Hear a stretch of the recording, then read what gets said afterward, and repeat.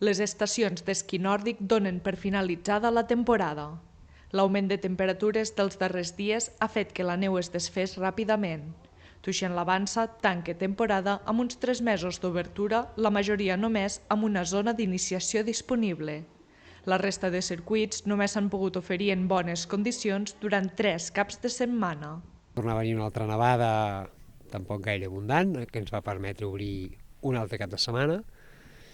I l'última, que va ser molt abundant, que ens va permetre obrir un diumenge després del dissabte nevant i un altre cap de setmana bons, amb molta neu, que va ser el passat, i durant aquesta setmana s'ho han portat tot, és que no ha quedat res. Ens ha quedat el circuit artificial que vam fer inicialment, tot i que ja molt tocat, que ens ha permès fer l'última escola d'avui i ja tancar temporada. Tot i això, des de l'equipament no consideren que hagi estat una temporada dolenta. Ha estat l'any en què més escoles han rebut a l'estació. Els últims, aquest divendres, han estat un centenar d'infants provinents del Berguedà.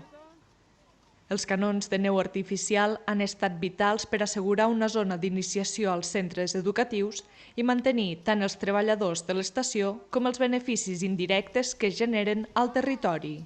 Abans era al revés, depeníem molt del particular i les escoles eren un mes a mes. Ara hem arribat a donar-li la volta i podent fer les escoles i podent assegurar-los que nevi o no nevi podran fer l'activitat, apostant per la neu produïda. Això ens permet de dir, bueno, les temporades, si no neve i no hi ha particulars, igualment podem tenir l'estació oberta i donar feina a tota aquesta gent.